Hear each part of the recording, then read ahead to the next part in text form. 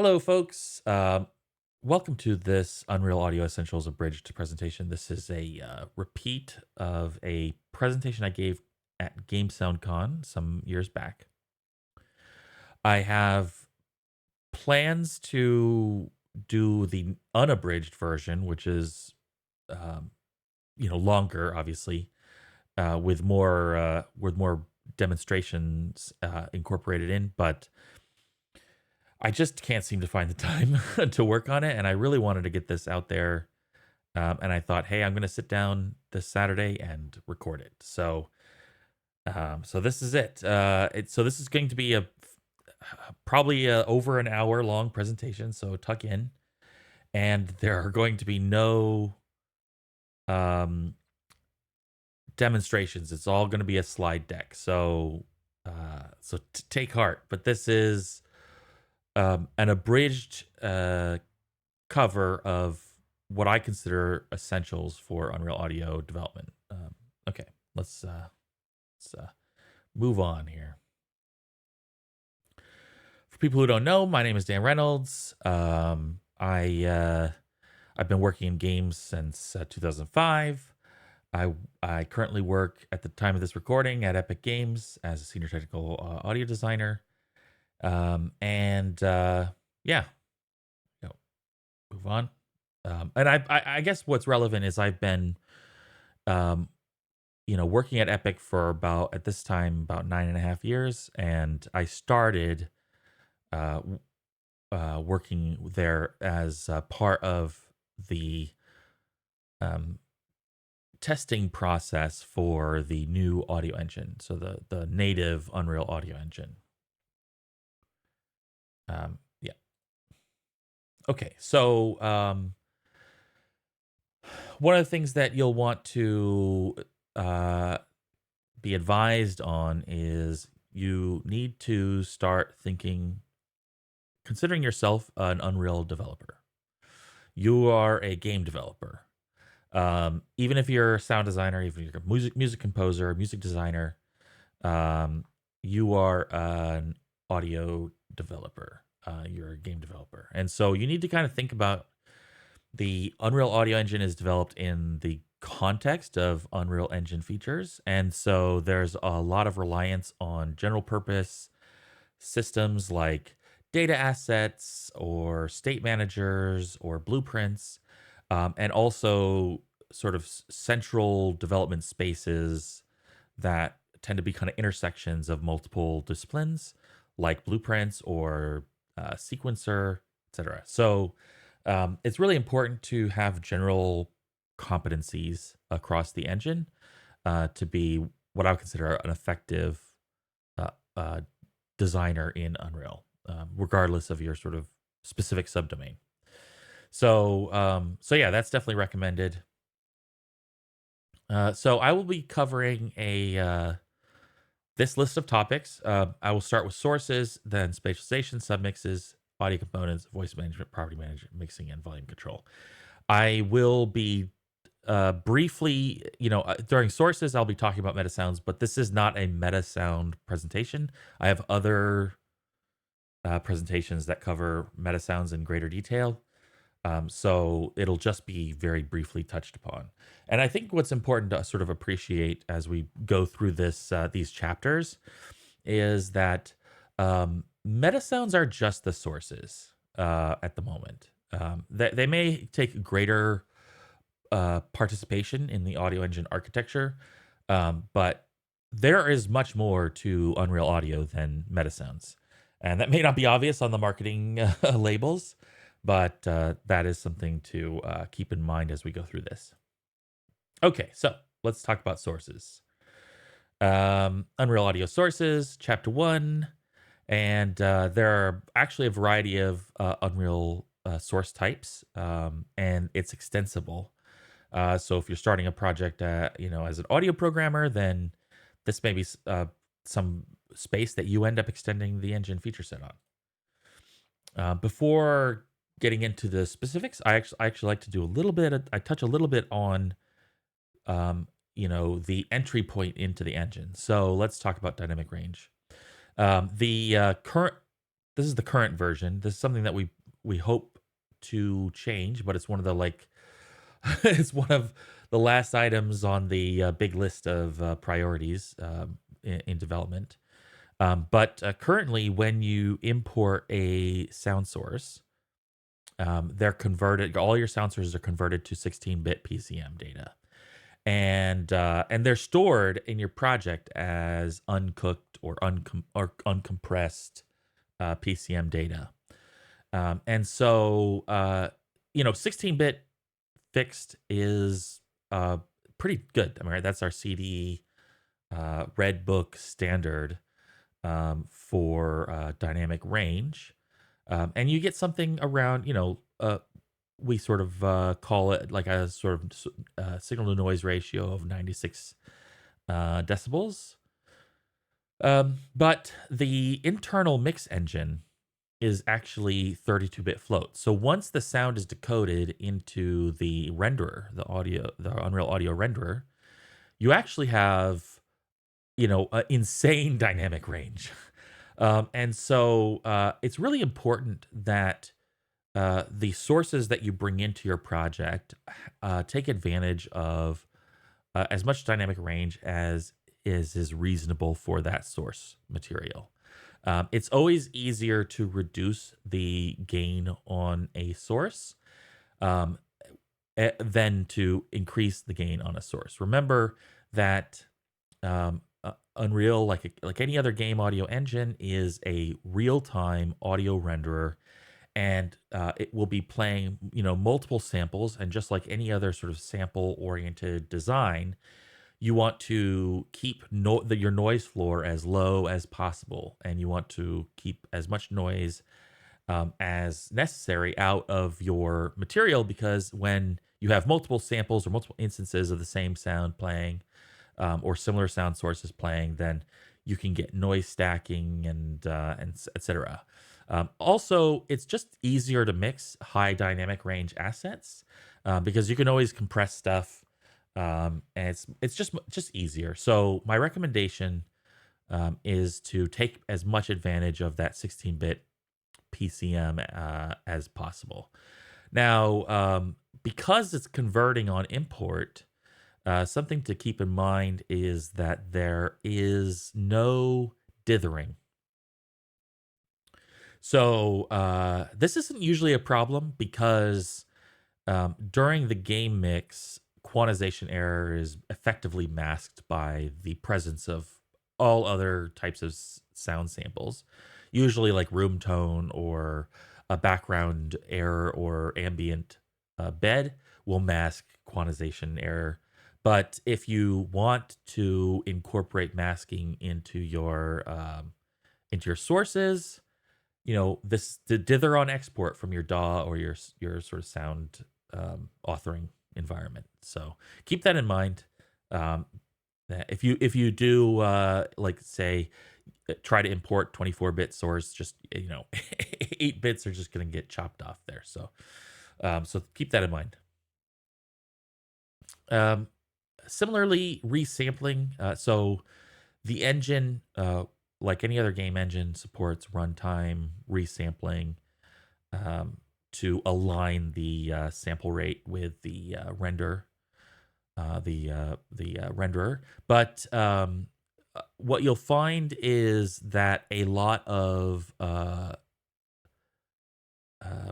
codecs that we have will prefer or only allow certain sample rates. And for those codecs, you'll want to either lean into those sample rates or just expect that is going to happen. So we have this offline editor time or cook time resample, which is a high quality resample that will happen if you select a codec. Let's say you've got a 44.1 kilohertz sound source, and you're using Bink or RAD or something like that as an example. They will prefer 48 kilohertz, and so it'll get upsampled the on the cook to the compressed version. So keep that sort of thing in mind.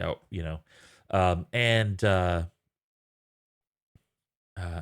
during runtime playback, the resampling will be very efficient. It's just a basic linear resample. So keep in mind that if that may present some artifacting if you have like really dramatic pitch runtime pitch playback scaling. That could you could get some aliasing or something like that. So keep that in mind. Yeah, and also because of this, this is like a nuanced thing. I'm sort of injecting here. That's not part of this normal slide. Is that let's say if you want a real low, like a real slowed down sound. Sometimes we'll have like a higher sample rate version, and then we'll slow it down during runtime.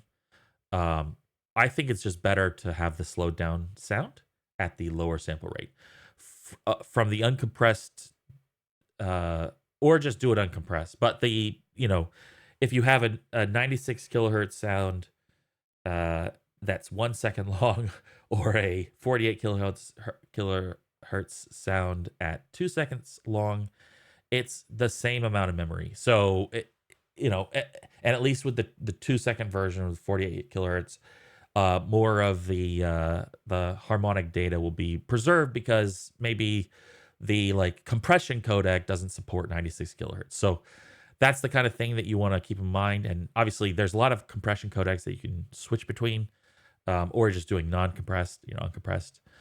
So that's something to think about, in your designs.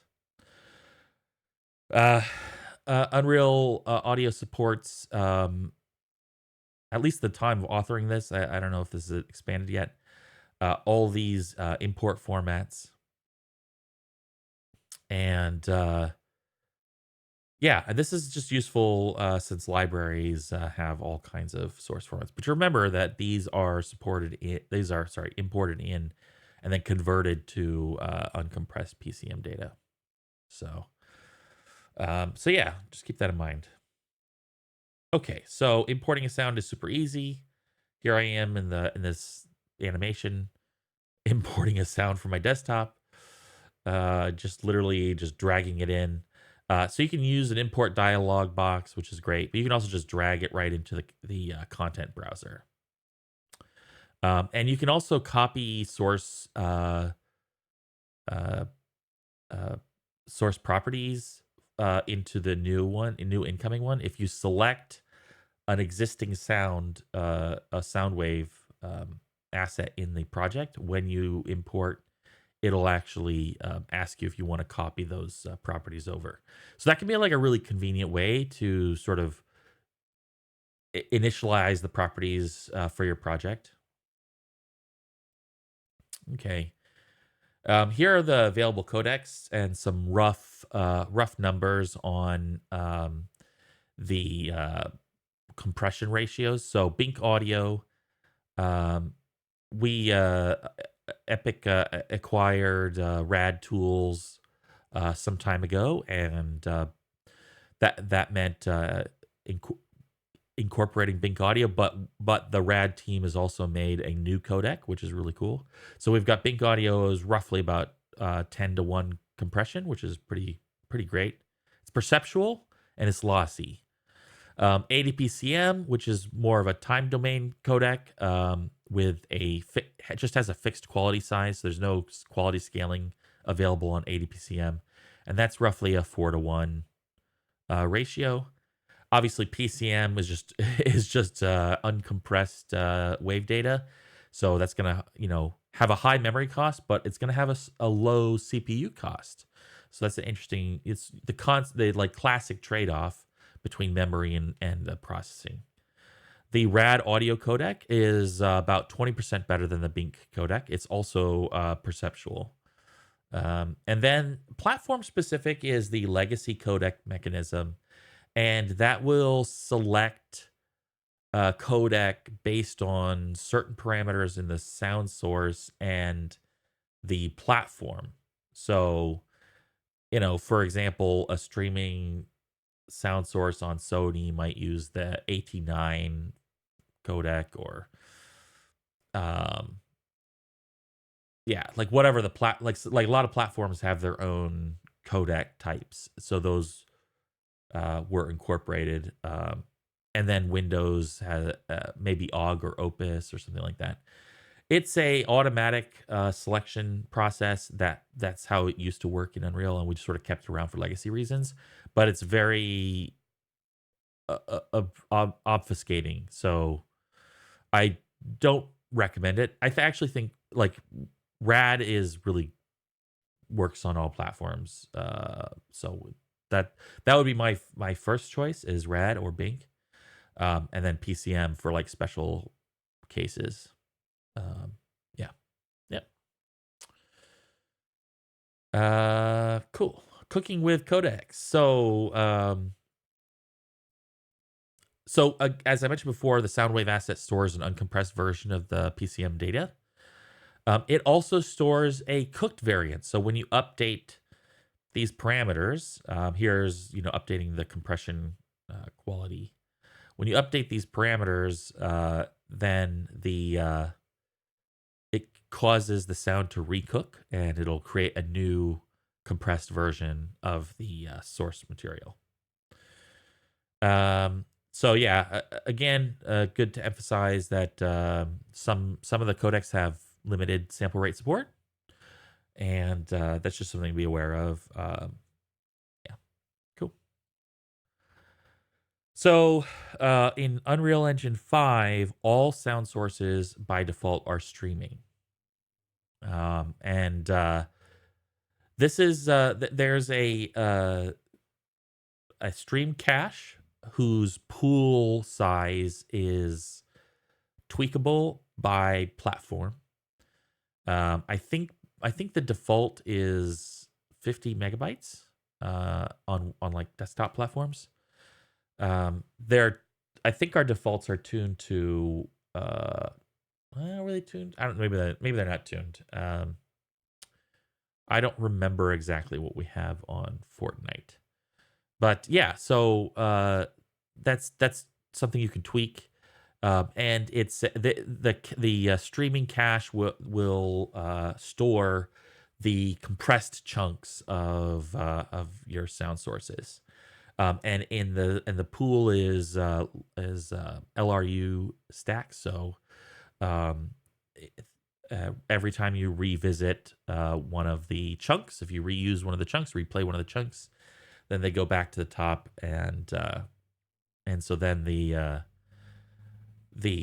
if the cache gets big enough, then the least reused chunk will get ejected from the cache. So it's basically like history based. So yeah, that's that way we've seen immense improvements in memory over sessions of the Fortnite playback. So that's something that has been a really awesome for the audio team. Just have sort of like this automatic memory manager, and because it's platform tunable, you can go get really aggressive on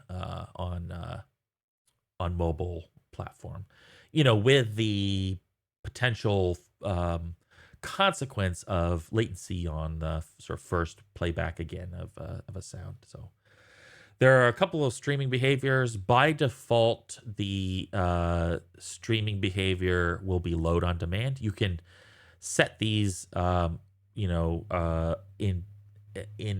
different ways. You can do it on the source itself, or you can do it on the by sound class.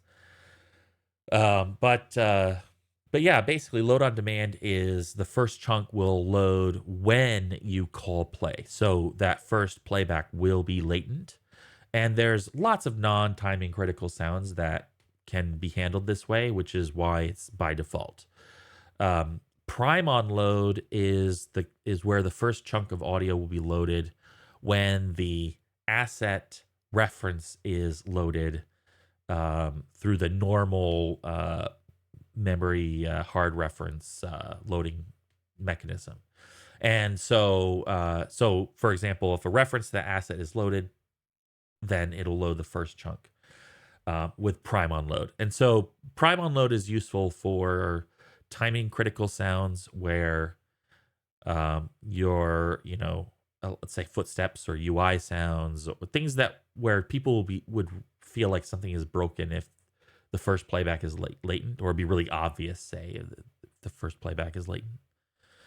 Retain on load will retain the chunks in the stream cache until the sound wave asset's destroyed, or it's like a manual flush. And so this is useful if you've got sounds that, like, okay, these sounds need to be primed and ready to go, but you need to be able to recall them and still have them primed. And then force inline allows you to utilize the legacy memory system, which is just load the asset outside, non-streaming method, basically. So it'll just load the asset in the memory, but it'll be outside of the pool, basically. So that's mostly for reclaiming legacy behaviors, but there are times when it's useful when you're like, I just need to have this asset loaded all the time and just sort of sit there. So along with blueprints, so here's how you can set the behavior on the sound itself. There's a little loading behavior property. You can do it on the sound source itself, or it can inherit it from its sound class. But you can also prime the assets manually in code or with blueprint functions. So Soundbase is the parent object for playing sounds in Unreal. And all derived types have the source properties describing its sort of runtime render chain. The common types are Soundwave, SoundQ, and MetaSound sources. These are all sources that can be played on their own. So this is where I get MetaSound's really just one of many source types. And so so the Soundwave is basically just an audio file. It's the simplest version of sort of sampled audio content. The SoundQ is a legacy type that allows designers sort of rudimentary graph or script. It's a graph-based script whose logic dynamically selects sound waves to play. That's basically all it does. It does. There is some modification of the sound wave playback properties, like volume and pitch can be modified, etc. But it is very rudimentary, and its graph language is not necessarily accurate in terms of the render results. As an example, SoundQ has a mixer node. The mixer node actually just plays many at once. It doesn't actually mix them together. This MetaSound source is actually an advanced source type with DSP properties exposed, and allows designers to affect the render of a sound, or to generate a brand new source without wave content, without the intervention of a programmer. So it's basically allows like a pretty advanced potential for sound design.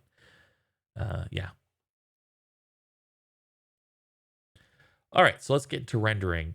So I put this picture of a mixing console because the source render chain is actually identical to a channel strip on a mixer, and so this maybe that's not well represented in the and how like the properties look and stuff like that. But I think if you can keep that model in mind, then you will have an easier time understanding the source render chain.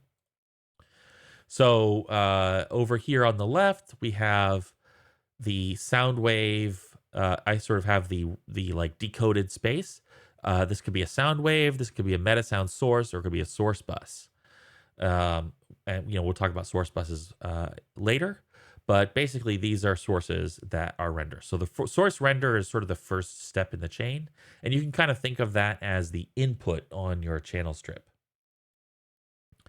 Then we apply source volume. So there's a volume property that is just a scalar, and so this you could think of almost like a input gain on your source, on your like a channel strip. At the top, you would have like a gain control, and the volume is clamped, so you can't go like 1,000 or something like that. um, and there are actually consequences to setting this downstream when we get to voice management. I actually would recommend not touching this property at all. I try not to touch this property if I can avoid it, because it is this property value will scale the sound source. There are other things that will affect this, other mechanisms or runtime mechanisms that will affect this. So yeah, I would say if you can avoid not touching that, and that's where, like I suggest, your sources should be balanced before you export them from your project. So if you've got like a bunch of footsteps, then individual footsteps should not have a different, in my opinion, should not have a different volume setting on this property. They should be the same.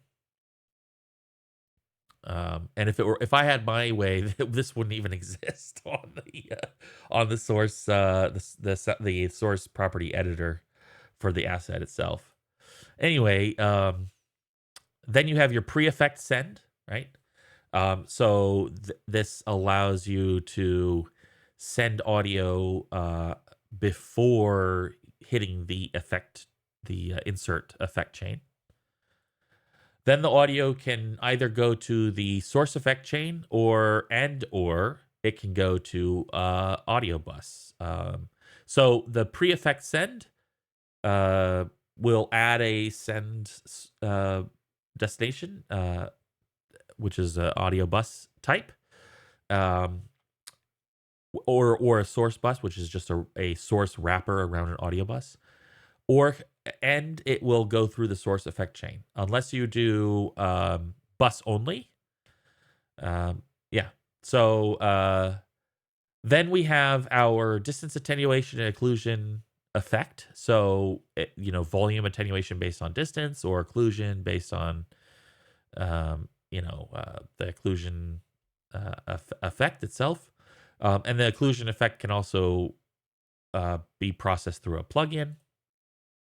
And then we have our post effect send. So once again, we can send to an audio bus, and then we have our submix send. So what's important about this post effect and pre effect is that you can send before the source effect chain is processed, and the distance attenuation and occlusion volume is processed. Or you can send it afterward. So this has implications. If you're receiving something on audio bus, you want to route it someplace else. Is this after the effect or before the effect? After distance attenuation or before distance attenuation? And if you've got a dynamics processor here, then that's something to think about. If you for example, also the volume, the source volume. If you go half, 50%, you've got a dynamics processor, it might not trigger the threshold anymore. So it's really important to have a good model of this render chain in mind. So you see the gain staging, and you see where the processors are sort of inject inside that signal flow, and how to send. I would almost call this post fader send. Because I kind of, in my mind, I think of distance attenuation as the fader, as like a sort of automatic fader. But yeah, so this routing will help. And then after all that, it'll go to the submix sends. And the submix sends will have a base submix destination and then a list of sends. And this can go directly to the submix graph, or it can go through some sort of spatialization or source data override, etc. So this this means that, and some of these are plugins, so you could also just be panning. So anyway, this is basically the last part of the source render sequence. Once it's in the submix graph, it's summed together with other sources, and then that's a destructive process. So you no longer distinguish the sources from one another. Okay, so when you're starting out a source, you're going to have the first option is to conceive your source as a sustained source or a one-shot source. And there are different ways to achieve this. If on the sound wave, you'll see like a looping parameter. On the sound cue, you'll see a looping toggle on the wave player. And then in the meta sound, you will actually have a one-shot interface, and that interface communicates to the audio engine that the meta sound, because they're procedural sources, so there's no concept of duration. Either the meta sound will handle its own completion, or it is expecting the external system to manage it. In other words, does the sound stop itself, or does the or is it expected like a script to stop it? And the reason we call it one shot instead of looping or something like that is because a sound source with finite duration could still have looping content in it. So we're trying to switch the language over to one shot or not. And so, yeah, these, here are the three different examples of making that happen. This little warning card, which is just like sound cues are part of the legacy design environment, and we're just trying to phase them out. So I would not start a UE5 project using sound cues if I could avoid them. Sound cues can play meta sounds, and because meta sounds are derived from procedural sound waves. But yeah, if you can avoid them, I just don't use them at all. All right, cool. All right, next up we have spatialization.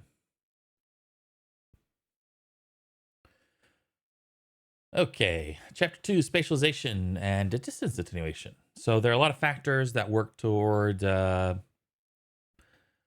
simulating the sort of spatial presence of a sound. Whether it's distance or panning or some other method. So that's kind of what we'll get into here. So the first thing to understand is there the sources, and they have locations, but so does there is a kind of abstract listener. So by default, the listener is the location of the viewport or camera, if you will. But the listener location can be overridden. For third-person perspectives, you can also override just the distance evaluation, and that's a really effective way to present a third-person perspective distance attenuation, because sometimes you still want volume distance attenuation, the simulation of attenuation over distance to be related to the character location. So it gets louder when the character gets closer to it, or quieter as the character gets farther away from it. But also maybe you want to retain the spatial orientation of sounds according to the camera view. And this is this way the listener, the person, the user, the player, whoever, doesn't get disoriented or have some kind of disparating experience between the spatial location of sounds and their perception of the spatial location of sounds. There's some people who advocate putting the listener halfway between the camera and the player, and I would avoid doing that because you can have situations where sounds sound like they're in front of the listener when they're uh, sorry, you can have sounds sound like they're behind the listener when they're in front of the camera, and that can get really weird sounding. Similarly, orientation could get strangely offset, and so I would start, if you're going to do a third person one, by just overriding the distance attenuation and keeping the spatialization measurement and orientation on the camera or the viewport. So it's very easy. We've got a set of functions in code or blueprint to override the listener or the listener attenuation separately.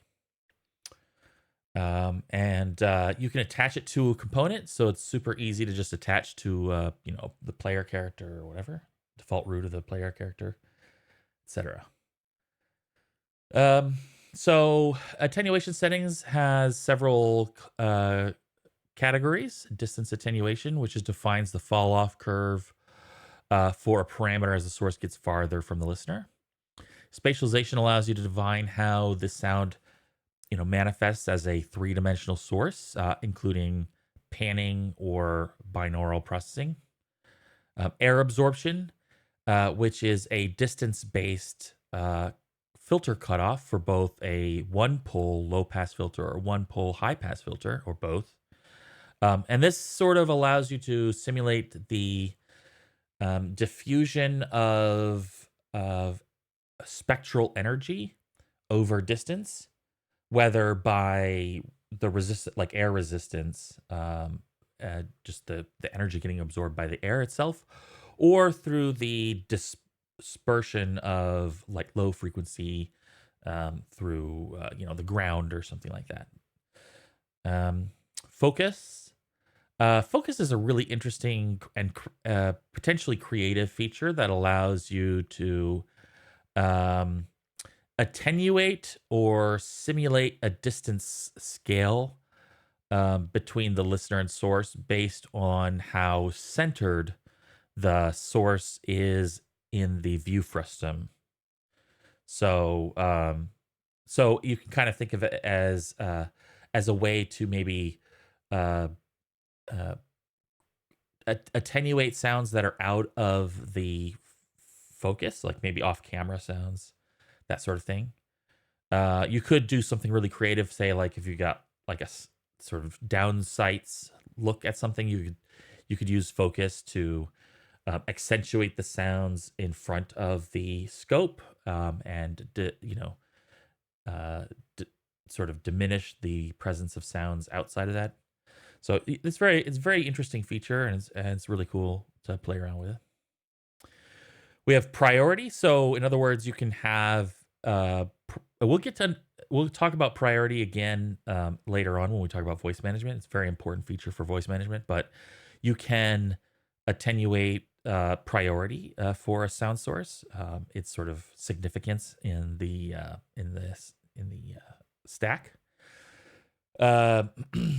You can simulate occlusion. Now, Unreal has a very simple, but it is a fairly effective occlusion system, which is comprised of a single asynchronous trace. It doesn't handle certain types of more complex occlusion situations, but it's very efficient. It's very effective, and in terms of basic, you're sort of like meat and potatoes occlusion situation. You can also have submix sends that are applied. So we talked about submix sends in the source render, but you can also apply submix sends in these attenuation settings, and then it'll actually add submix sends based on the distance, say, between this source and the player. And this can be a really effective way of sending source audio to, say, a reverb submix by distance. The legacy reverb setting is actually just a variation on this effect. So I've sort of lumped them together here. But like you can imagine having a reverb function that a process that creates diffusion for the sound in its sort of spatial presence, and uh, as the sound gets farther and farther away, you can increase the amount of send that goes to the submix as the sound gets diminished in volume, and so then the balance between a dry and wet mix between those two sort of goes switches as it goes wetter as it gets farther away, and you get an increased diffusion of the sound. So it can have a really profound effect on the way that we perceive the sound's distance in space. And then there are plugin settings. So if you are using a third-party plugin or some sort of extension of the attenuation settings, there's spots for those settings. So with stereo spatialization, which is sometimes considered unusual, Unreal allows stereo spatialization. And the way that it works is it's kind of like a billboard. So you'll have a stereo spread, and you can sort of see here I have the like a listener in the center of this radial diagram, and then a source, a close source, and then a far source with the same stereo spatialization and stereo spread settings. And you can see that the spread is always perpendicular to the listener to source vector. So if we were to move the sound source left or right, the left would always retain its left orientation from the listener's perspective, and right offset would always retain its relative location. But what's important to sort of appreciate is that spread is fixed regardless of how far away you are from it. And so what happens is if you get closer, the spread can actually sort of wrap around a little bit. So you can see here, if for example, we had a surround setup, like let's say we were listening on quad speakers, and you would have 30 degrees, and then maybe something like either like somewhere between 120 and 150 degrees for the rear speakers. And you can see here the balance of, say, this far right source, the channel, it would be between maybe the left speaker and the rear right speaker. Its balance would be more forward. As you get closer to the source, the balance is going to switch more to the rear. And so it's important to sort of appreciate that this may happen. If you cross over, it'll actually flip, right? Because it'll try to maintain that orientation. So there's an effect that is very useful in the spatialization, which we'll talk about in a little bit,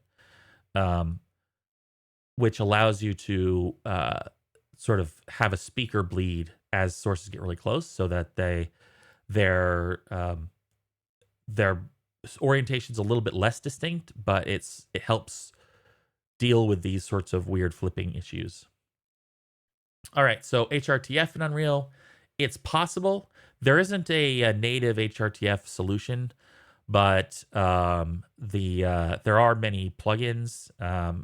So like Steam Audio and Google Resonance and Oculus from Meta all have HRTF solutions. There are some other ones that you can look at.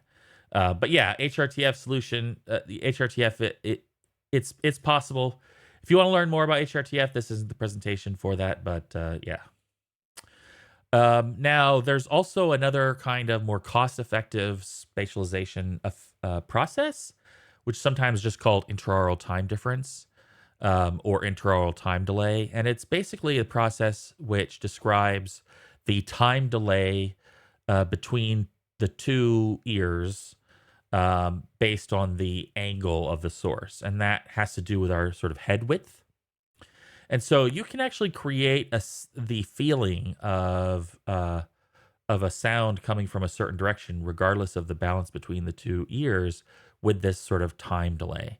And that's just sort of the time difference between the sound hitting one ear over the other. So if you were to sort of rank the processes that impact our sense of a source's spatial orientation to ours, balance, or just the volume difference between the two channels left and right is going to be the one that does the most work. That's going to be, it's very cheap. It's the cheapest, and it's the heaviest lifting one. The ITD, or the interaural time difference, is going to be the secondary heavy lifter. And then what happens is that HRTF supplies a lot of more nuance in terms of the filtration that occurs to the spectral image as the sound sweeps across the head or through the head or above, below, that sort of thing. And that's some of that deals with how our ear pinna sort of interpret that sort of nuanced part of the sound.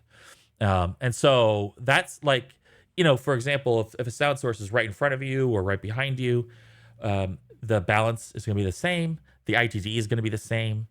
And so those are no longer going to be doing work for you. And so then as humans, we rely on the shape of our pinna, and the cup of our ears to distinguish, oh, this sounds behind me, this sounds in front of me, this sounds above me or below me. And so the HRTF handles that area of the orientation problem.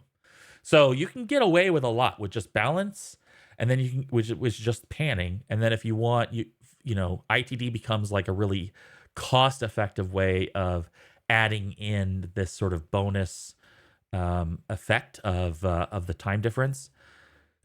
And then and then when needed, HRTF can then be like the thing that really calls the difference.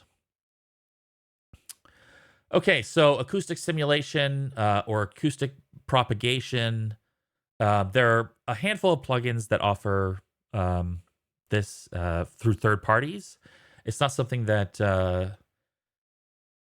Unreal devs have tackled at this time. Maybe someday they will, but we sort of rely on third parties to extend in this area. Obviously, we have reverb algorithms, both convolution and algorithmic.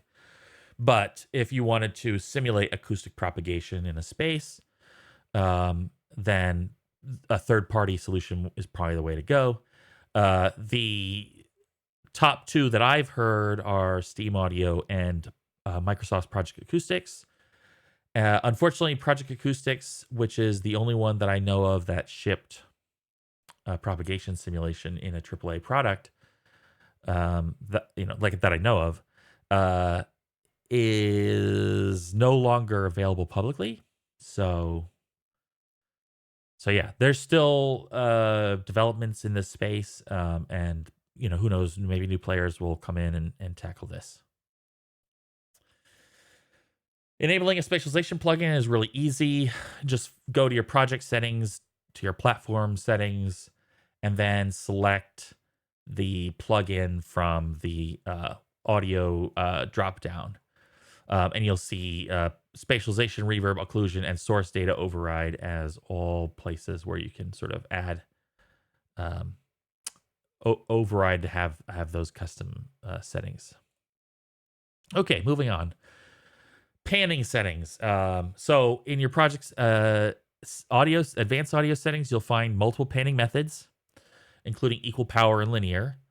Equal power is the default, and you'll see an option for center channel panning. So basically, this is what algorithm should we use to interpolate between two speakers, the volume between two speakers, linear or equal power. And equal power I find is a little bit smoother sounding perceptibly, but your mileage may vary, and so this is something that you may want to explore for your project. And then center channel panning means if you have a surround setting like 5.1 or 7.1 as an example, they have center channels, and sometimes for center channels, you want to constrain the sounds that go there. Sometimes you just want to like reserve it for dialogue is a really common approach. And this is also something to consider because in a lot of home theater setups, the center channel is a lesser channel.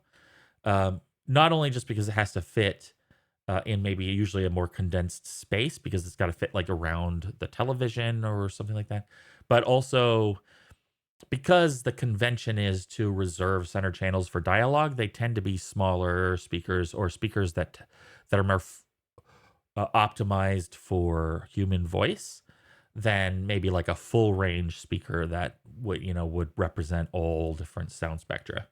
So I personally would leave it as the default settings, equal power and then center channel panning checked off. But sometimes you want to be able to pan through the center, and there's a setting for it. A mono upmix method. So your DAW is kind of lying to you. When you have a mono sound, but you're monitoring on stereo speakers, the power sent for each channel in your DAW tends to be unity for both, or max volume for both. But obviously if you're in your DAW and you've got a mono source in a surround setup, then maybe it's just coming through the center. Really hard to say. So in Unreal, if you have a mono source, and you've got stereo, you're monitoring on stereo, it's going to upmix to stereo. And the method by default is going to be equal power. And so what that means is the volume gain going to your speakers is going to be reduced because it's coming out of two speakers instead of one speaker. And so the power differential between 100% through one speaker versus 70.7% through two speakers, the power difference there would be the same. If you had 100% through two speakers, it would be louder than it would be through one speaker. And so that's really important to understand. If you've got a mono sound source, it's going to be quieter by the nature of the panning method. And so when you audition a mono sound source, or you listen to a mono sound source on stereo without spatializing it, it feels more representative of the sound to just have an upmix method that's equal power. Now you could select a different one. Linear is one of the options, and full volume is another option. So that's something to think about in terms of that. But a lot of people ask me about that, like, hey, I bring this sound in and it's quieter than I expected. What's going on? And this is one of the reasons that may be the case. Omni-Radius, as I described before, has actually been expanded on now. This slide deck was from 5.4. So there's some new features around how to handle non-spatialized radius. But Omni Bleed or Omni Radius is basically an all-speaker bleed with an intensity that rolls off based off of a radius, right? So you can have an inner radius, an outer radius, and effectively create a situation where within the inner radius, all the sound bleeds to every other channel, and when you're outside, it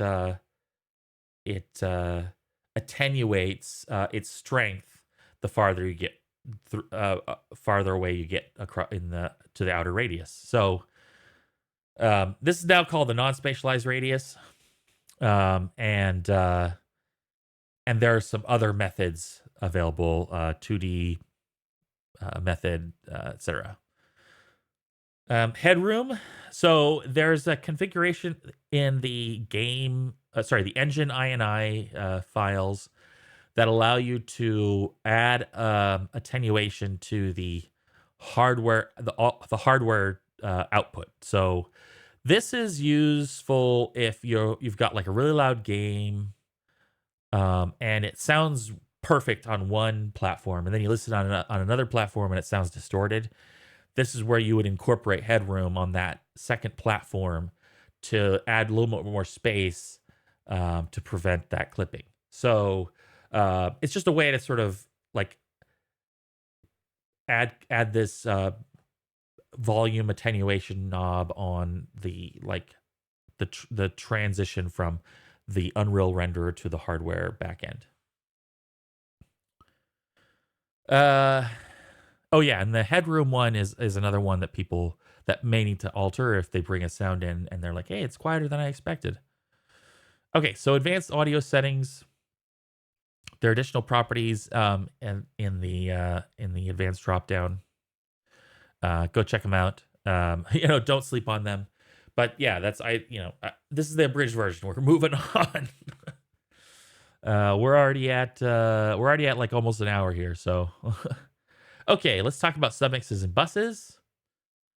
All right, so working with submixes and buses, both audio buses and submixes mix sources together.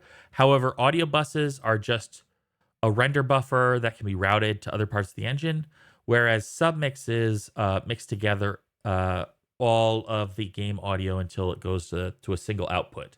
So the submix graph expresses the final renderer chain. You might think of this as sort of like a post-processing effect space, and allows you to render sources in groups, process them in groups, and then mix them together until they go to the final output.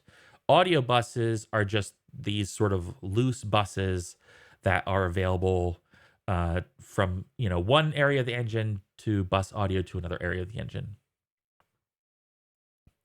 So here I have like a diagram of SSL console, and you can actually see the buses right there.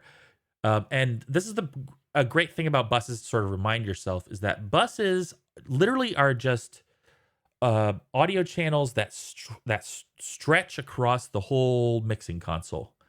And so you've got it basically allows you to bus audio from one spot to another spot, or many spots to many other spots. So that's the idea behind audio buses. All right. A little drink of water, stay hydrated. Okay. So we talked about bus sends, and this is where I want to emphasize once again, if you have like dynamics process on your source render, you can send audio to an audio bus before it hits that or after it hits that. And so that's a really important distinction, and there may be reasons why you want to do one or the other. Okay, audio analysis is another common utilization for buses, but also submixes. So, I've got a little picture of VU meters, which is like a sort of classic way of analyzing audio. And a lot of our audio analyzers, like our visual meters, are driven by audio bus underneath the hood. Okay, so source buses are also another utilization of audio buses. They are an audio bus that has been wrapped by a source. So it's a audio bus that renders back into the scene as a source in the scene. It could be spatialized, it could be non-spatialized. It could have its own source. The source bus can have it as any source, can have its own effects chain.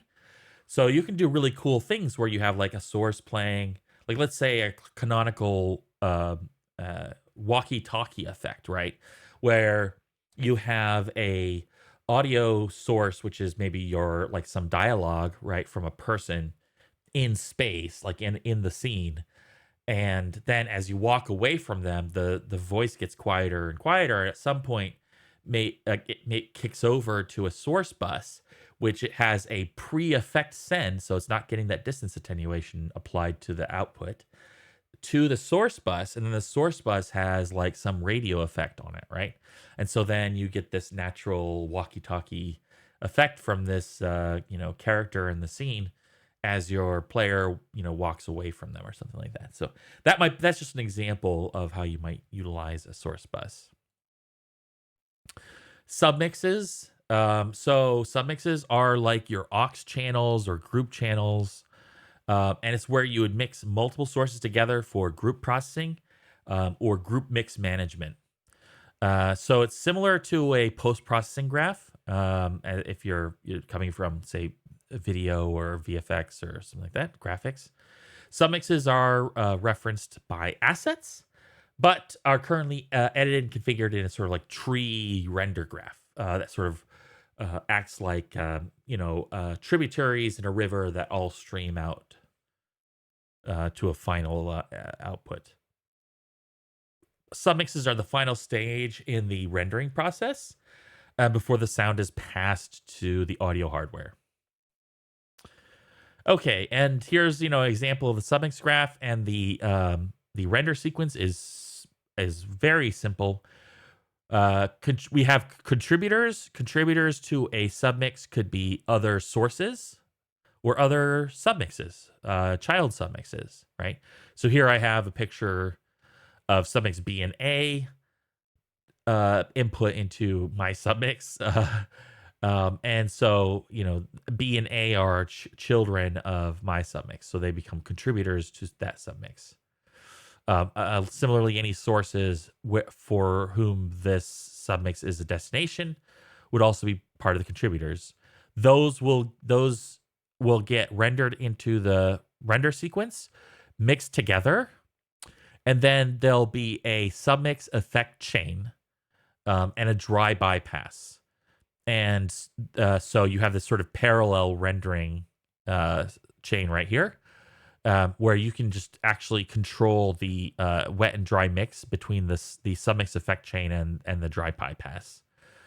If it's completely dry, and there's 0% on the submix output, the submix effects are actually bypassed. So something to keep in mind as an optimization. Also, submixes that are not rendering sources are also, or other submix audio are also put in a sort of like bypass mode or a deactivation mode, so where they're not rendering, so that as just another optimization. And then simply output to their parent submix and move along the render chain down to the final output. And this is recursive, so as a parent submix does its process, it requests from its child submixes their processes and so on and so forth, all the way to the leaves, and then back down the process happens. There are legacy reverb and EQ processes. I would, in my opinion, there is no reason to use them. I would only use them if you were already using them, like if you were you've had a project from before. They're vestigial, in my opinion. They're vestigial. I would not use them. But the legacy reverb is sort of defaulted on, so that's something that I would actually deactivate when I start a new project. And the legacy reverb is just the algorithm reverb, but just with different activation modes, legacy activation modes, and stuff like that. The EQ is also a bit of a mess, and I would just not touch it at all, to be honest with you. Yeah, it's just a routing for your sounds at the end. The original legacy EQ was kind of poorly implemented, and it it actually rendered the sounds. It rendered it actually rendered the EQ as a send effect, which is wild. But yeah, it was a bit of a mess. So I wouldn't touch those, and I wouldn't use the systems that activate them, like the legacy EQ, the legacy mix system, as an example, or the legacy reverb audio volumes, legacy audio volumes. I wouldn't use that. So, but there they are, and you can sort of assign the submix destinations manually. Okay, so let's talk about threading a little bit. Threading is basically the um, it's like the computation sequence for a core, like part of your core, like CPU core. And so what you have is you have these different chains of computations, calculations, that aren't necessarily guaranteed to happen at the same time when they're on different threads. And so you have to either synchronize the threads, or you have to um, make a protocol, use procedures to handle the idea that these aren't going to be happening in the order that you expect them, that you would like them to. And so we have three threads of consequence in audio rendering. We have the game thread, which is, it's really important to understand, is synchronized with the video render rate. So the video update thread and the game update thread are synchronized to each other. The game thread is where all your blueprint calls and gameplay function calls come from, including play sound and spawn sound calls.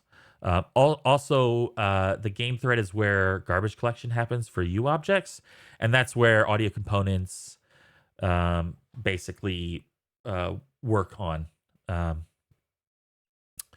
The audio thread, which sometimes I call the audio logic thread, is synchronous with the game thread. They have a sort of gate, sort of a stop, where one will stop the other and wait for the other to finish their update. So the audio thread can slow the game thread down if there's too much stuff happening on the audio thread. Likewise, the game thread can slow the audio thread down if there's too much stuff happening on the game thread. The audio thread, or the audio logic thread, which is what I prefer to call it, it basically executes the logic that determines whether or not a sound source should render. Because it's a lot of work and cost goes into rendering a sound source. And so if you determine ahead of time that you don't want to render it, then you won't. And then the last one is the audio render thread, which is asynchronous from the game thread or audio thread. And this synchronizes basically with the audio render hardware. So your hardware sample rate and the buffer rate will sort of update at that periodicity. U objects do not belong here. You want to keep U objects off the audio render thread as much as possible. So if you look under the hood, you'll see a lot of proxy objects on the audio render thread. But this is where audio rendering actually happens, where mixing actually happens, where effects processing generally occurs, etc. Something to keep in mind is the audio logic thread does not run during editor sessions.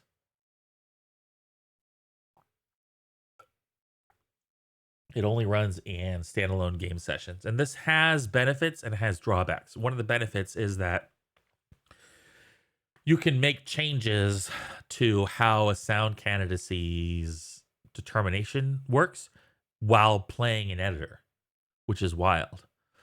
Like you can update a sound cue while it's running, or you can update a meta sound, and on the next instance of the sound, the new sound will change. So this is even becoming more, that we're coming up with ways to increase this so that it's easier to make changes during play and editor sessions. But this is one of the things that keep in mind, because sometimes you'll see bugs that only happen in standalone games, and it could be because the audio thread, especially if it's a threading like issue, it may be because the audio thread is not present in the editor session. So something to keep in mind there. The audio render thread renders order the render order for each callback buffer. It happens first. The sources are rendered, so all active sound sources that are past candidacy render a buffer. This includes sound waves, meta sound sources, and other procedural sound sources. And then buses render after that. So after the sources render, audio buses mix their contributing sources. And as a result, if a source bus sends to itself, which is possible, which is wild, but it's possible, the send will be delayed by a single buffer. So you can have a bus feed back on itself, but there will be a one buffer delay before it remix. It feeds that mix back on, mixes that feedback back on itself. Then the last link in the chain. So this is every buffer. We've got sources all render, then buses all render, and then submixes all render in that sequence. And so they are combining. Submixes are combining their contributing sources and submixes, and then processing their submix effects. So this is important to think about because submix effects that depend on other submix outputs may result in a delay. It depends. So if you have submix A listening to submix B for some reason, submix A, the result of submix B's analysis may be one buffer late, or it might be on the same buffer if by happenstance B was rendered before A. So as we'll see later on, this is something to think about in terms of render order when you're trying to do something that's analysis based. All right, channel configuration is determined by the hardware. So with a few exceptions, the default behavior for submixes is to assume the channel configuration reported by the audio hardware.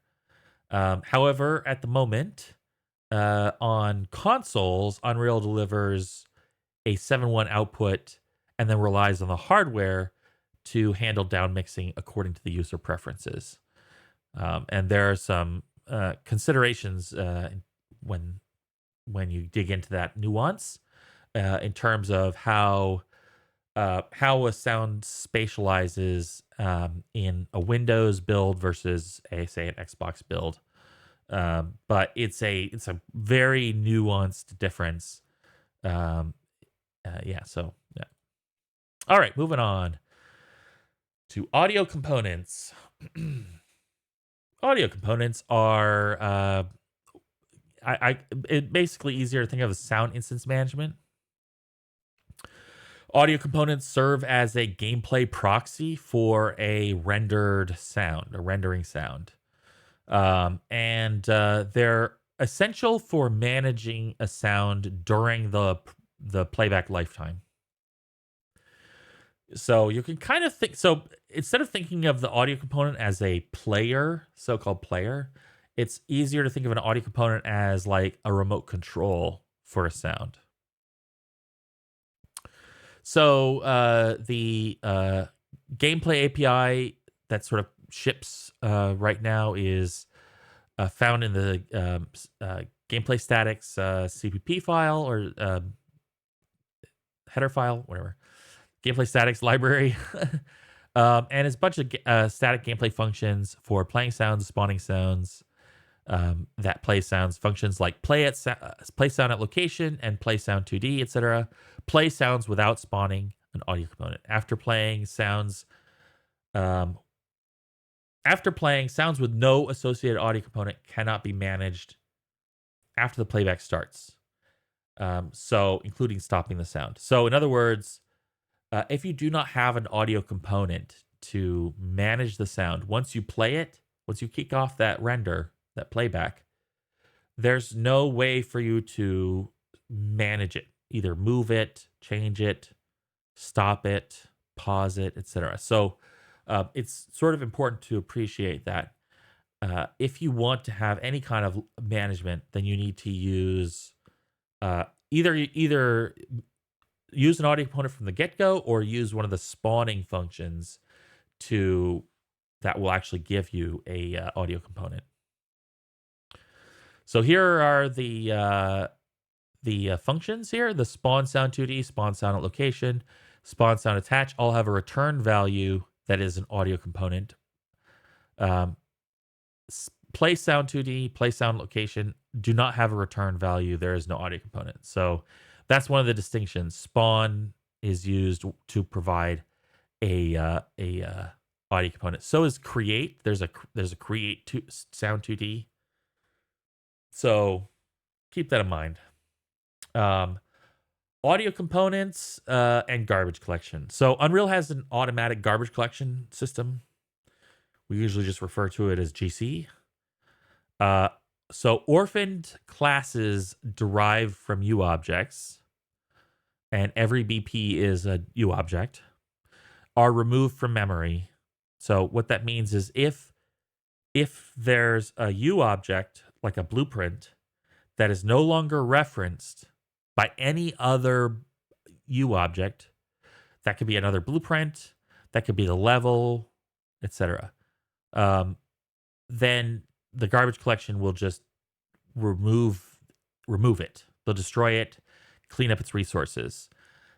This is so basically this idea is that the Unreal U object system is managed, essentially. It's sort of automatically managed, and it allows designers a lot of convenience in terms of how responsible they are for spawning new objects and so forth. So, but what that means is if you spawn, say, an audio component, and then you do not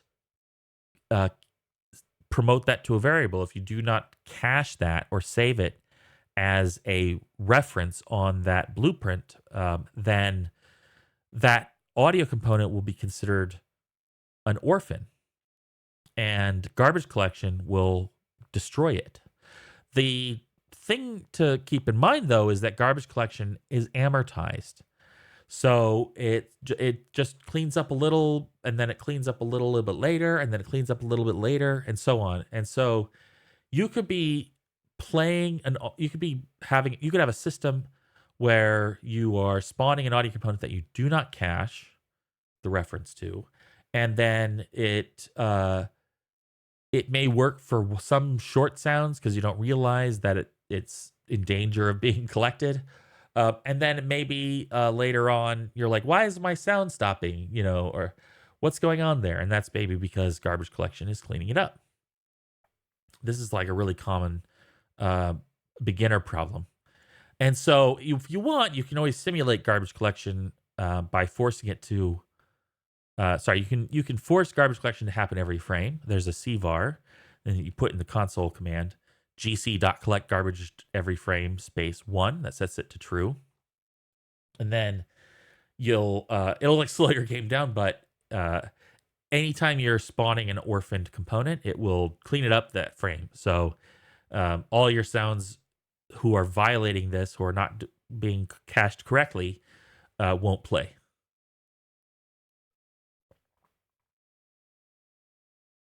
So the solution is just to cache the reference there. All right, so audio components also contain a parameter interface, which is used for setting parameters on sound cues or meta sounds. And it also has a parameter pack, which is just for meta sounds. The difference between them is usually how much data you need to pass over each update. So the parameter interface is good for, 1 or 2 parameters set every once in a while, or maybe at the beginning. And then a parameter pack is designed for bulk parameters. Like you want to set like a dozen parameters each time, then the parameter pack is the way to go. Here is an example of the parameter interfaces. And it's very simple language. It's set float parameter, set Boolean parameter. It's all your plain old data types. These work on both the legacy sort of sound cue updates like floats and bools, as well as the meta sound interfaces. And then you have stuff like execute trigger, which is just for meta sounds, etc. And then parameter packs. You just make a meta sound parameter pack, and then you can set the value. You basically it's just pod types, but and no arrays, but you can set the value by name. And then what's cool is you can have an option to only update that if it already exists. So, for example, like this set bool, if only if exists is true, then it will only update the value if there's already a bool of that name. If it's false, then it'll create that bool. So you can use that toggle to enforce, a kind of validation on the input to ensure that you're not accidentally creating a bunch of parameters on the pack. So loop virtualization. So when you have an audio component with a sustained or non one-shot sound, then when it goes out of volume range, then the sound will virtualize, and the audio component is basically managing a update of its state and determining whether or not it should realize again or it should stay virtualized. And there's some CVARs you can tweak. If you look up audio console commands, there's some CVARs you can tweak to manage the timing and distance fall off for those settings, those update settings. There's also an option on audio components to render multiple instances or handle multiple instances, right? Play multiple instances. And basically, audio components generally represent a sort of one-to-one relationship between the playing sound and the gameplay object.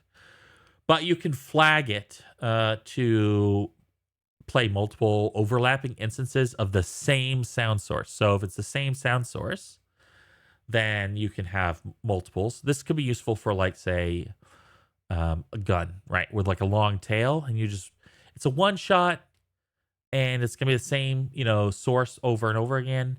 But you want the tails to overlap. You don't want to have to handle the management separately, like rotating audio components or something like that. Then there you can do that. If you call stop or fade out, then it will stop all of them or fade them all out. So that's something to keep in mind. All right, ripping through this. We're at 123. Next up, voice management. Okay, voice management and optimization. So decoding and rendering source audio is one of the more expensive processes in the engine, especially during runtime. For audio, I should say, for the audio engine. And so voice management is very important for optimization. And there are, different tools to help you manage those overlapping voices, multiple instances. Okay, so one of those ways is the sound concurrency setting. So the sound concurrency setting is one of the earlier and more cost-effective ways. It's earlier because it actually, when it is evaluated, it's evaluated early on before sound starts rendering, and so it can be a way to optimize the cost of playing voices. So there are various rules: prevent new, stop oldest, stop farthest, then prevent new, stop farthest, then stop oldest. That's the default one. Stop lowest priority, stop quietest, stop lowest priority, then prevent new. So there's different, different schemes basically for how you might want to manage the rules in terms of like what rules are evaluated for concurrency. Here you can see the concurrency properties. We've got max count, which is the maximum number of simultaneous instances allowed by the setting. Limit to owner, which is this basically the setting only counts against instances owned by the same owner. So in other words, you could have, a sound concurrency setting for global footsteps, and then you could have a sound concurrency setting that is only for a single actor's footsteps. So that's really powerful because you could do something like, let's say, overall you don't want more than 6 or 7 footsteps in your total mix, right?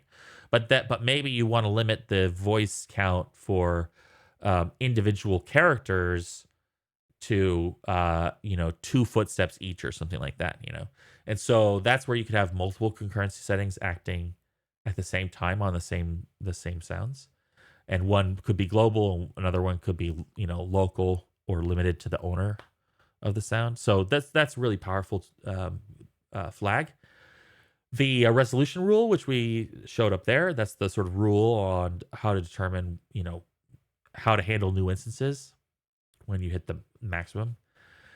Re-trigger time is the time between the onset of a new instance when the max count is reached. So it can incorporate a delay when you hit max count. So then we have some volume scaling settings. So these settings manage the sort of volume scaling feature. Can recover, volume scaling, actually, I should mention. Volume scaling is basically subsequent instances of a sound will have a reduced volume. So if you play a sound and while that sound is playing, another sound comes in of the same concurrency group, then the other sound, you could attenuate the subsequent sound's volume, or the older sound's volume, I should say. Can recover is whether or not the instance can recover its volume after a more significant instance ends. Volume scale is the volume scale by which older instances accumulate with the introduction of more significant instances. So let's say, for example, the volume scale is 75%. So you've got the sound playing at 100%, and then another sound comes in, sound B comes in. And sound A is still playing. Sound A now drops down to 75%, right? And then another sound C comes in, and sound A and B are both still playing. Well, sound B drops to 75%, and sound A drops to 75% of 75%. So it keeps sort of accumulating that scale. The older the instance is. Okay. And then the duck time is the time to interpolate to that new volume. So if you've got like long sounds that maybe overlap, then maybe you want to have a more slow, like a slower transition to the new volume scale, just so that it doesn't sound like it's suddenly getting turned down. So that's something you want to tune based off of the material itself. And then the recover time is obviously the time to recover from a previous volume scale if can recover is activated. All right, and then the very last is the voice stealing settings. So this setting determines how to handle ejected sound instances. So there's the voice steal release time, and that's how long to fade out when stopping stolen voice instances. This doesn't apply to stopping sounds when against the max channel count, but in general, if you just want to sort of like, okay, hey, you've hit, let's say you've got a rule that allows you to stop oldest, right? So then new sound instances come in, and then you're stopping the oldest, but you don't want it to stop suddenly. You want it to fade out, right? You just want to give it some release time. So there you go. That's what this setting is about. All right. Let me take a drink of water. Remember to hydrate. It's a long lecture.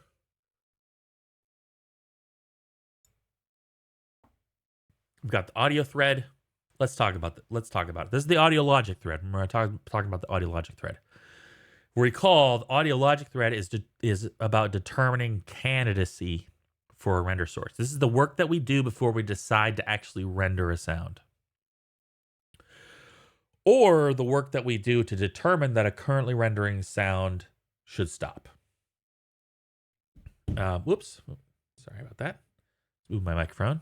So let's do this. Okay, so the first step in the audio thread logic is to evaluate sound concurrency. As I mentioned before, sound concurrency is a very effective way to manage voices. And so all sound concurrency rules are evaluated except for those evaluating volume. And what this means is that we're going to determine whether or not a sound works, is allowed, first before we even bother doing the calculation for its volume. Because there's a bunch of things that can influence the sound's volume. And we don't want that. We don't want to do those calculations if we don't have to. So first, we're going to evaluate all the sound concurrency rules that don't have anything to do with volume and see if we start filtering sounds out. Then we're going to create a list of active sounds. And this is going to get a little bit convoluted, and that's SoundQ's fault. And you'll see next, because then we evaluate all the SoundQ graphs. Okay, so each SoundQ can be an active sound. But a sound cue can play multiple sounds. So how do we handle each individual sound? Well, we create a new version of the active sound candidate, which is a wave instance. Okay, so sound cue graphs are evaluated, and then we begin generating wave instances, each which becomes a candidate for a render source. Active sounds for sound cues may have more than one wave instance. So like a sound cue could have multiple wave instances, but a sound wave is going to only have one wave instance. A meta sound is only going to have one wave instance, but a sound cue could have many. This is where, again, I hearken on, the mixer in the sound cue graph is not actually mixing. It's not doing any destructive summing. It's just playing all the sounds. So it's closer to a blend node or something like that, or a blend action. And it's important to understand that this can cause issues with voice management, because a sound cue's many sounds all may have equal concurrency and volume, and so you may not have them. It may be kind of random if you have to cull one of these sound waves from playing because you've hit, say, maybe your max voice count. So it's very messy, and it's not ideal. So something to be aware of. Again, I just dissuade you from using sound cues if you can. All right, now the back half of the audio thread. You thought we were over. Okay, so we have our wave instances, right? So all the wave instances, source volume levels are calculated. So now we incorporate all the logical volume adjustments, all of our set volume, adjust volume, our source volume, our a distance attenuation volume, all that sort of stuff gets incorporated into here. And then volume related concurrency is evaluated. 3D position data is also used, right, for filtering. And so anything that's zero volume or that gets kicked out of concurrency now is filtered out. Then the remaining wave instances are sorted on a priority scale of volume times priority. Remember, we can take the logical volume, we can take the priority, we can attenuate both of them. So we can do their very dynamic values, but we put them all in a big ordered list, and then our max channel, which is determined by your platform, does the final culling basically. So, by default, say we have 32 sources that can play at once. That's obviously tunable based on the resources your platform has. But let's say by default it's 32. If we have 40 voices, then 8 of them at this stage would get kicked out, and it'll be the 8 quietest and least significant. And then the sound sources are created.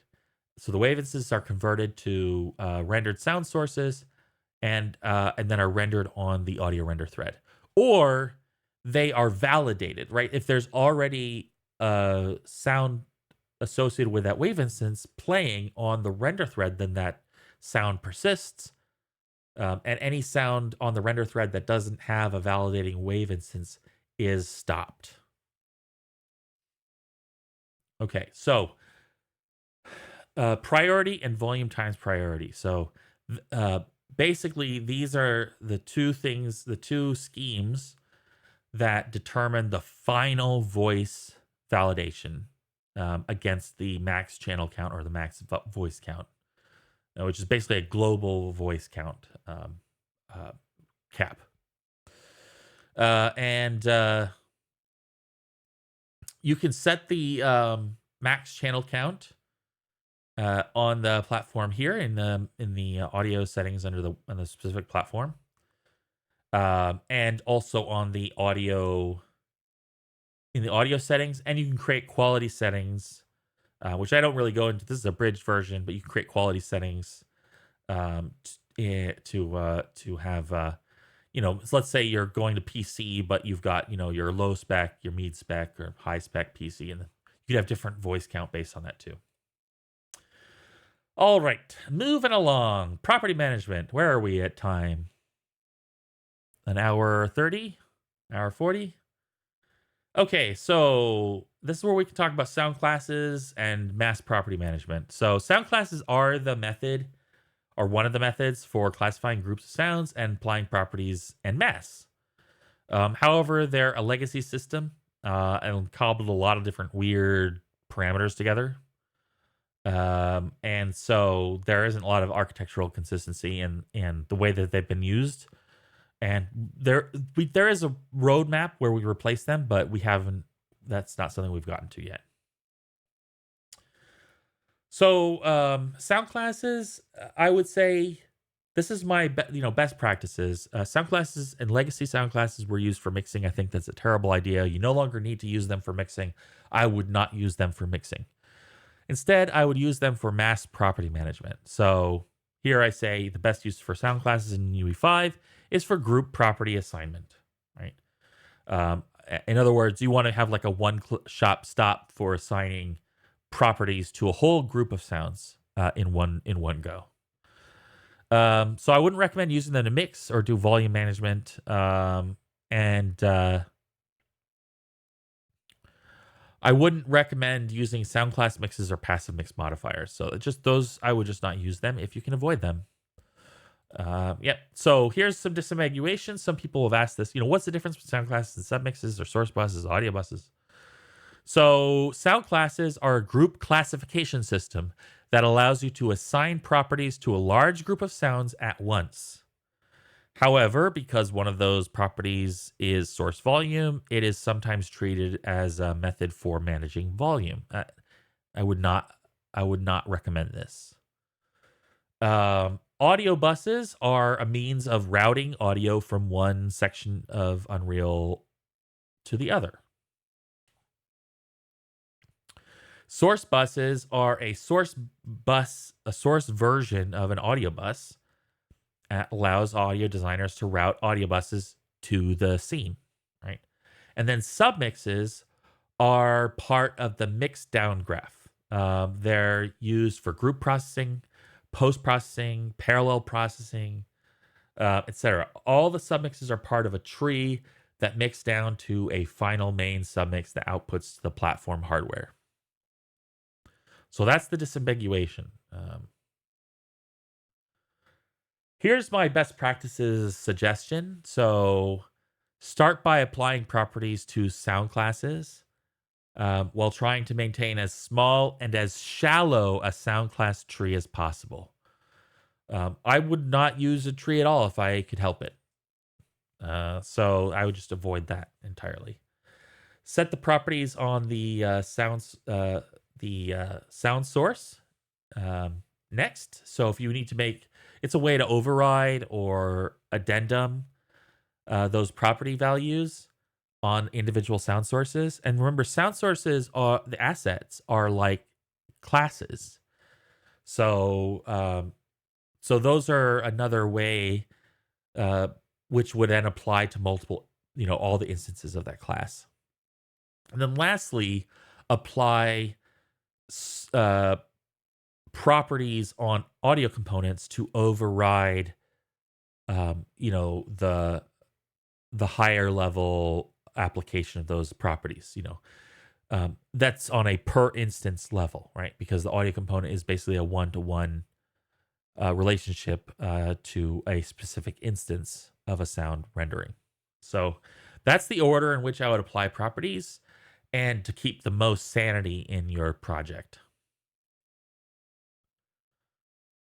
All right. Moving along here. We've got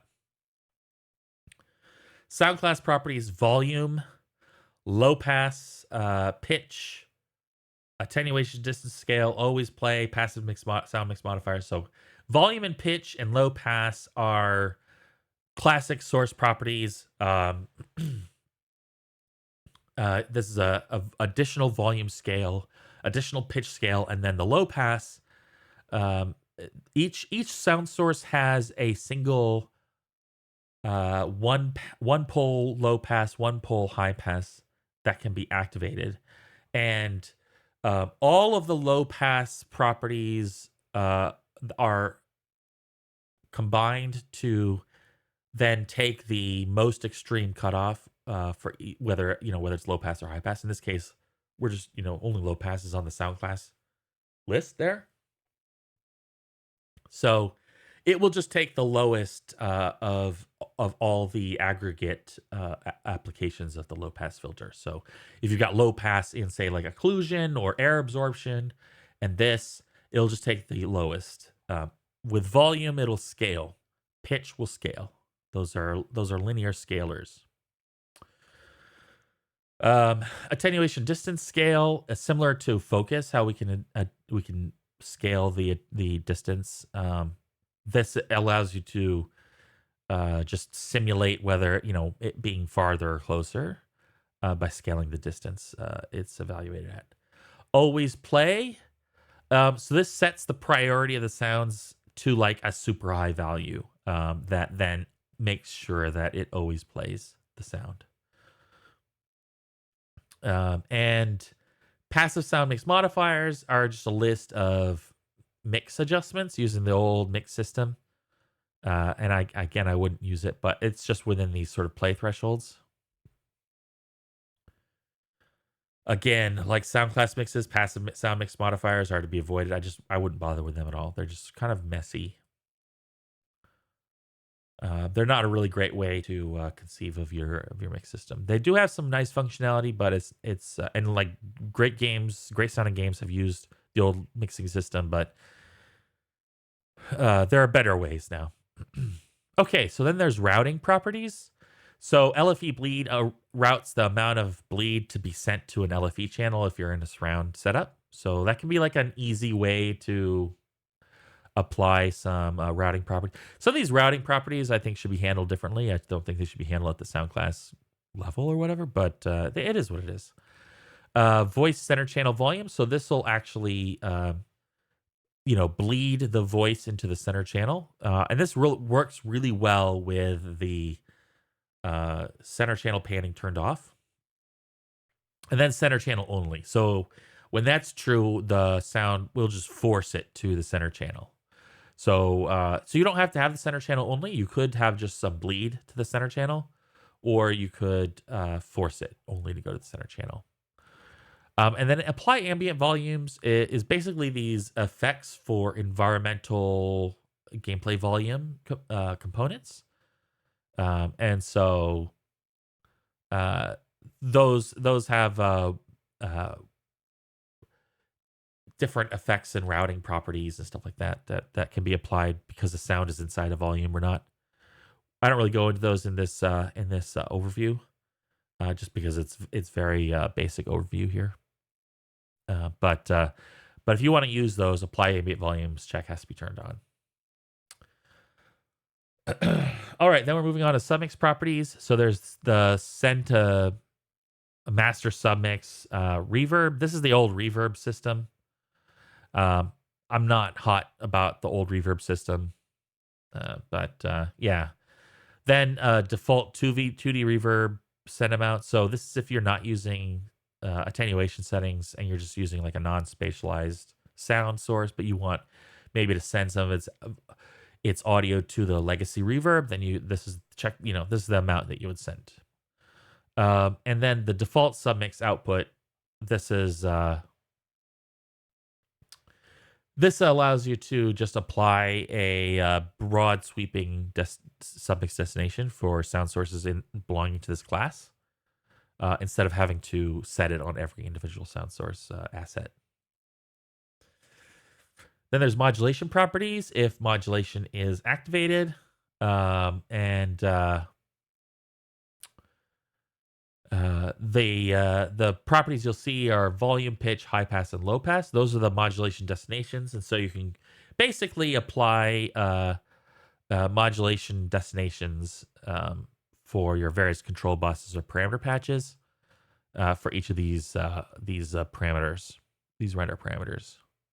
But this section will only appear if you have a modulation plugin activated. Yeah, that's what I just said. Modulation properties only appear when a plugin implementing them is active.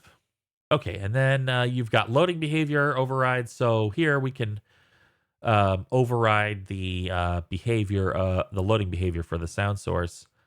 And this sort of goes into our streaming talk as we did before at the top of this sort of little presentation.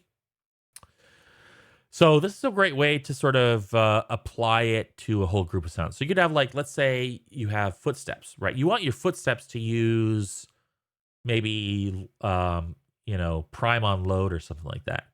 And so instead of setting it on each individual sound asset, you would set it on maybe a footstep class. So you'd create a footstep class, and then you would apply all the general properties, default values that you would have for your footsteps, and then you would make exceptions on individual footsteps for whatever reason,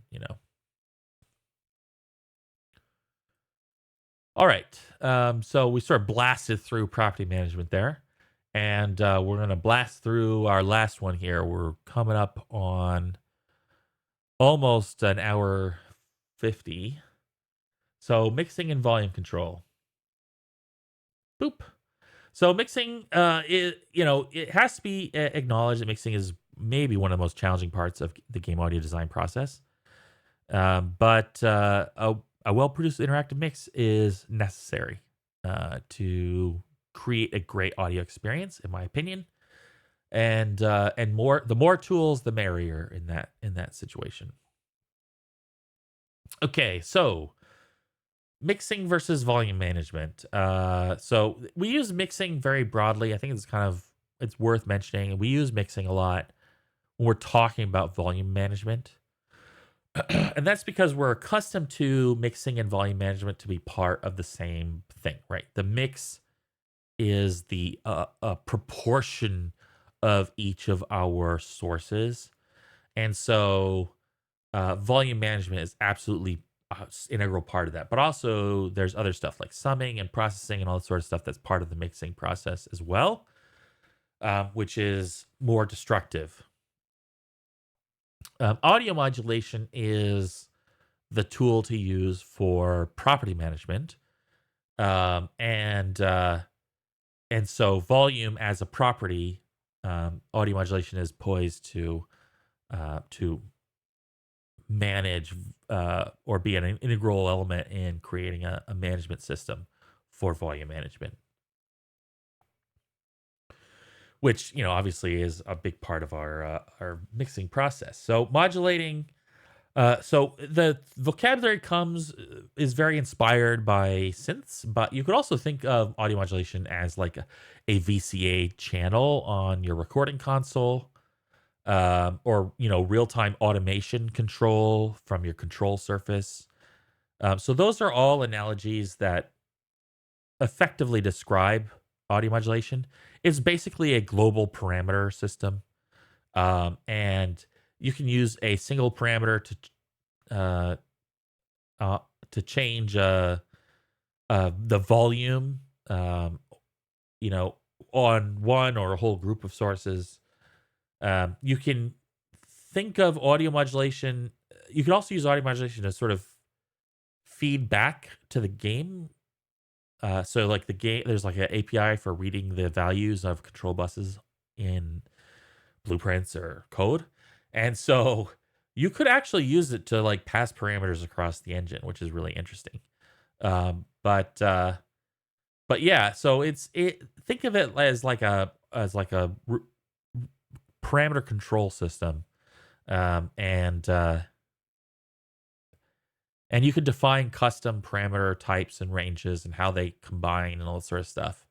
So it can be very powerful if you want to extend it, or it's a framework for mixing if you want to build a whole system on top of it.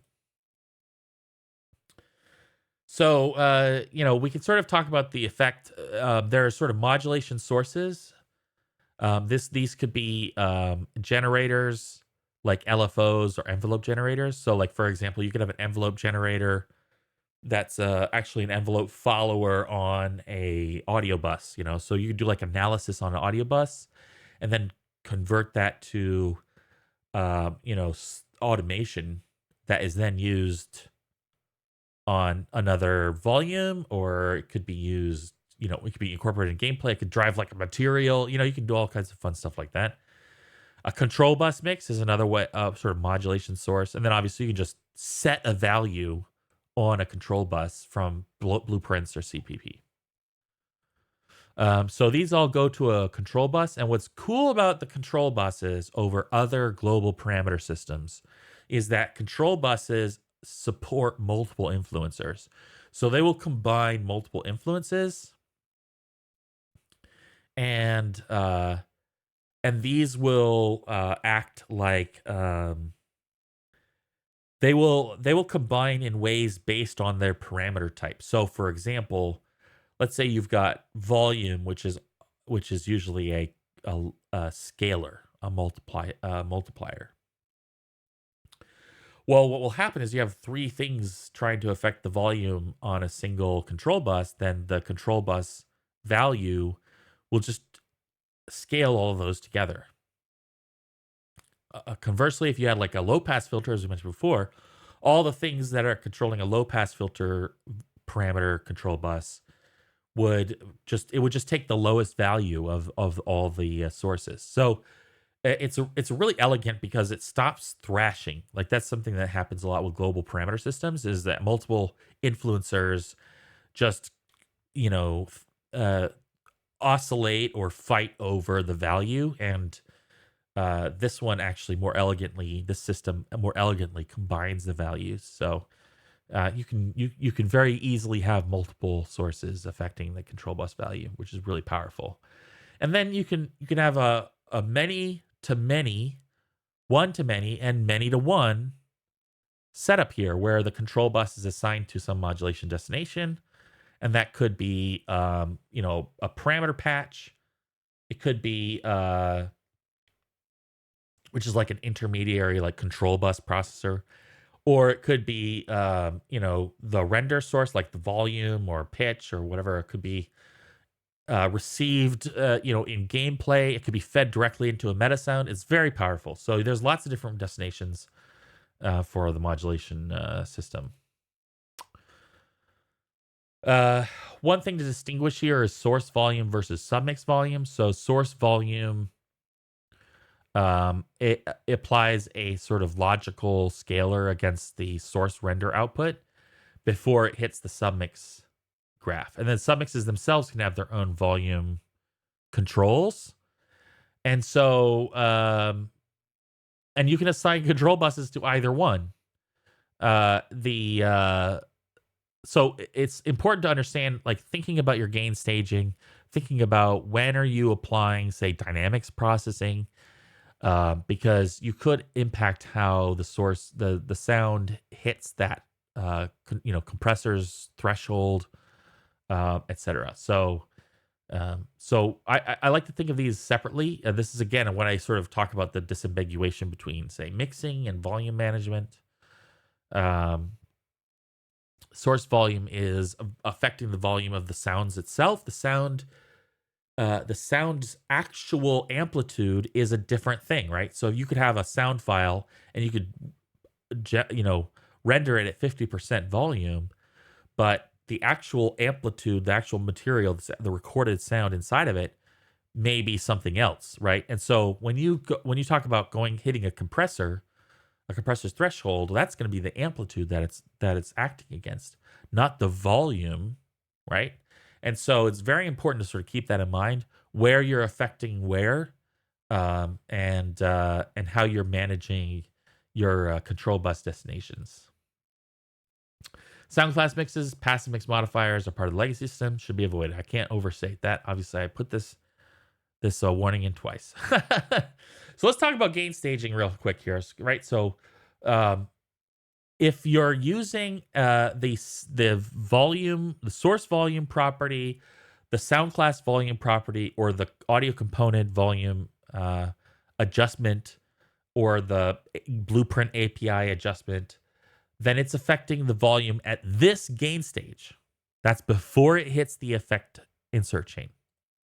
If you're using control buses or the parameter patches to affect volume, then it's happening here, which is after the effect chain. So that's a really important distinction in terms of managing the volume of a sound. So always keep that source effect chain in mind, and obviously your audio bus sends in mind when you're talking about these two ways of managing volume. All right, now let's talk about side chaining, because side chaining is obviously another really effective way of managing volume balance automatically. And so there's two different ways to sidechain. The submix compressors have a sidechain input that can either be another submix that it listens to, or it could be an audio bus that it's listening to. And so this is where I talk about, let's say you have the current audio buffer, right? First you render your sources, then you render your buses, then you render your submix, and then you output to the hardware, right? This is the render chain. Now this goes in this order, right? So this buffer of audio precedes this buffer of audio, precedes this buffer, so on down. And so what happens is, if you've got a submix listening to an audio bus for its compressor, then it will act on that data, this buffer, right? So if you have a bus as the source for your sidechain, then the submix will happen on the same buffer. Now, if instead you want the submix to listen to another submix, well, it depends on when the submix last rendered. So if you have submix A and then submix B is listening to submix A, if submix A is rendered before submix B, then it'll be the same buffer. If it's submix A is rendered after submix B, then submix A will be one buffer late, right? Possible one buffer latency, not guaranteed. Okay, so it depends on how these submixes ended up rendering in sequence.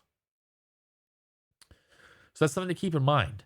Now, it's just one buffer of latency. That could be pretty short, right? It could be like a couple milliseconds, but it could be a couple milliseconds if you've got a very tight look ahead, or if you're, if you've got a very fast acting envelope, then maybe that matters, right? It's something to keep in mind.